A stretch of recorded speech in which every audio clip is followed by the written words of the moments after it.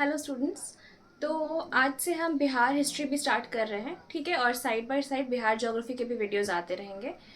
तो अभी हम एंशंट बिहार से स्टार्ट कर रहे हैं और आप लोगों को इसको इंडियन हिस्ट्री से लिंक करते हुए देखना पड़ेगा। तो मैं इंडियन हिस्ट्री वाला पार्ट नहीं स्टार्ट कर रही हूँ बिकॉज वो आप लोगों ने पढ़ रखा होता है। इस वीडियो में मैं नहीं बता रही हूँ वो, मैं यहाँ पे बिहार स्पेसिफिक हिस्ट्री ही बता रही हूँ आपको, ठीक है। तो अगर हम इंडस वैली सिविलाइजेशन की बात करते हैं तो बिहार में उसका कोई साक्ष्य नहीं है, क्योंकि आपको पता है वो इंडस के जो आसपास के इलाके हैं और वेस्टर्न यूपी तक ही वो सीमित थी, ठीक है। बिहार तक उसका कोई भी एक्सटेंट नहीं था। तो इस पॉइंट को याद रखिएगा कि स्टेटमेंट वाइज अगर आपसे पूछा जाए कि इंडस वैली सिविलाइजेशन की कोई भी साइट बिहार में मिलती है क्या, तो वो नहीं मिलती है, इस पर ध्यान रखिएगा। और अगर हम जो पाषाण काल की बात करते हैं तो उसमें कहाँ कहाँ से हमें साक्ष्य मिले हैं, तो पैलियोलिथिक हो गया पूरा पाषाण काल, वो हमें गया और मुंगेर जो दक्षिणी इलाके हैं बिहार के, वहाँ पे हमें मिले हैं, ठीक है। गया मुंगेर में क्या मिले हैं, हैंड टूल्स मिले, खुरपी इस टाइप के सामान। मिजोलिथिक मध्य पाषाण काल में हमें मुंगेर से मिले हैं स्मॉल टूल्स, छोटे छोटे आकार के टूल्स जो वो लोग बनाते थे पत्थर से, ठीक है। और नियोलिथिक में चिरांद सारण में है, ठीक है, और चेचर वैशाली में है, ठीक है। ये दोनों साइट्स याद रखिएगा, इससे क्वेश्चंस पूछे गए हैं काफ़ी बार। क्या क्या मिले थे यहाँ पे, हमें हड्डियों के टूल्स मिले थे उस टाइम पे, चिरांद सारण में और चेचर वैशाली में, Chirand and Chechar, okay. Neolithic है साइट्स ये सब। नवपाषाण काल, ठीक है। फिर अगर हम चारकोलिथिक एज का बात करें तो चारकोलिथिक जो है, जो कांस्य वाला एज है, वो भी इन्हीं इलाकों में है, चिरांद चेचर और सोनपुर और मनेर में भी मिले हैं, ठीक है। इसके बाद हम अगर आते हैं कि दो सोर्सेज होते हैं आपको, कुछ आर्कियोलॉजिकल सोर्सेज होते हैं और कुछ लिटरेरी सोर्सेज होते हैं, जहाँ पे कोई भी जो देश है या जगह है उसके बारे में हमें साक्ष्य मिलते हैं। तो ये हो गया आपका आर्कियोलॉजिकल। और अगर हम लिटरेरी सोर्सेज की बात करें तो लिटरेरी सोर्सेज में चारों वेद में बिहार का मेंशन है, ठीक है। जो चार वेद हम जानते हैं उन चारों में ही बिहार के बारे में बोला गया है, बट अलग अलग नाम से बोला गया है। तो उन नाम से हम देखते हैं। तो सबसे पहले जो है बिहार का जोग्राफिकल एरिया का मेंशन किसमें हुआ था, सतपथ ब्राह्मण में, ये ध्यान रखिएगा। सतपथ ब्राह्मण में सबसे पहली बार बिहार के बारे में मेंशन हमें मिलता है, ठीक है।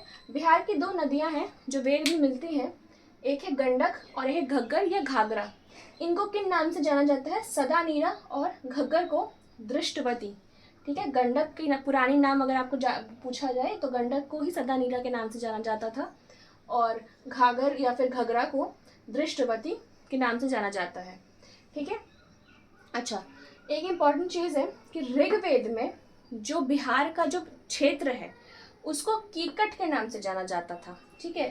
ऋग्वेद में और वराह पुराना में कीकट के नाम से जाना जाता था बिहार के क्षेत्र को, ठीक है, जिसका मतलब है अपवित्र। अपवित्र इसलिए हम उस समय इसको कहा जाता था कि जो भी आर्यंस थे जहाँ पे भी वो नहीं रहते थे और दूसरे इलाके के लोगों को वो अपने से नीच मानते थे, इसलिए कीकट में बोला गया है, ठीक है, क्योंकि अभी तक आर्यंस बिहार में नहीं आए हैं, ठीक है। और ये बहुत इंपॉर्टेंट वर्ड है, ब्रात्य। ब्रात्य मगध में रहने वाले लोगों को बोला जाता था, ठीक है। कीकट क्षेत्र को बोला जाता था ऋग्वेद में, और व्रात्य या ब्रात्य मगध के लोगों को बोला जाता था अथर्ववेद में और पंचविश ब्राह्मण में, ठीक है, ओके। और हम आगे अगर कुछ और भी बुक्स का बात करते हैं तो गया, राजगीर और पुनपुन नदी को पवित्र स्थल या पवित्र स्थल और नदी के नाम से जाना जाता है। जैसे कीकट अपवित्र थी तो इनको पवित्रता के लिए जाने गए हैं ये, ठीक है, ये जगहें, ठीक है। रामायण में बक्सर का भी मेंशन किया गया है मलाद नाम से, ठीक है। बक्सर को मलाद नाम से रामायण में जाना गया है, ठीक है।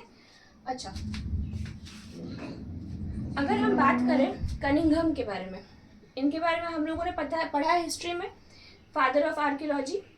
तो इन्होंने काफ़ी सारे लाइक आर्कियोलॉजिकली खुदाई की बिहार में, डिस्कवरीज की। तो कौन कौन सी डिस्कवरीज की कनिंघम ने वो हम देख लेते हैं। बोध गया का जो मंदिर है कनिंघम के ही ऑर्डर्स पे इसका भी हमें साक्ष्य मिला है। गिरियक हिल्स के इंद्रशिला केव इंद्रशिला की गुफा, ठीक है, बड़गांव जगह का नाम है। ये वह साइट है जहाँ पे नालंदा, जो प्राचीन नालंदा यूनिवर्सिटी थी, वो मिला था हमें बड़गांव क्षेत्र से, ठीक है। बसाद, बसाद के रिमेन्स मिले हैं। ये कौन सी जगह के रिमेन्स है? वैशाली, जो फर्स्ट रिपब्लिक है वैशाली, उसका है बसाद रिमेन्स, ठीक है। केसरिया स्तूप, जो अशोक के स्तूप है, अशोक के स्तूप, लौर्य अरारेज जो ईस्टर्न चंपारण में है, ये भी कलिंगम के अंदर ही हमें मिला है, ठीक है, ध्यान रखना। उसके बाद एक इम्पॉर्टेंट फैक्ट ये है कि जब आर्यंस आते हैं बिहार में तो वो किस क्षेत्र में सबसे पहली बार आते हैं? तो वो मिथिला क्षेत्र में आते हैं। और कब आते हैं? पोस्ट वैदिक एज में आते हैं, ठीक है। पोस्ट वैदिक मतलब अर्ली वैदिक, पोस्ट वैदिक हमने पढ़ा है।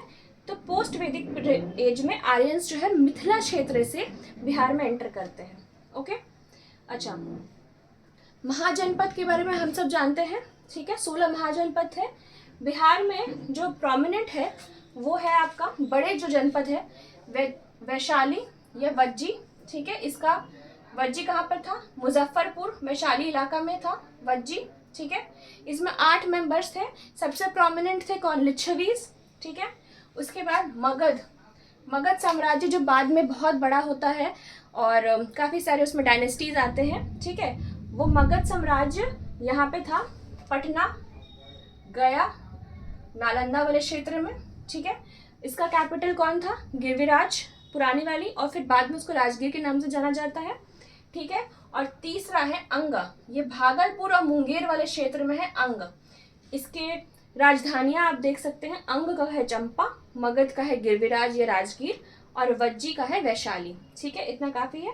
और ये जो 3 जनपद है ना, ये बुद्ध के पहले ही ये सारे डेवलप हो चुके थे। बुद्ध के समकालीन जो है, बुद्ध के समकालीन कौन कौन से हैं?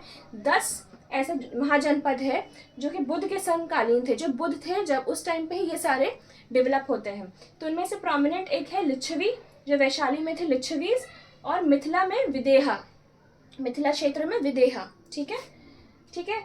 इसका अब अगला पार्ट मैं आपको अगले वीडियो में बताऊंगी, ऑलराइट, ठीक है। Thank you.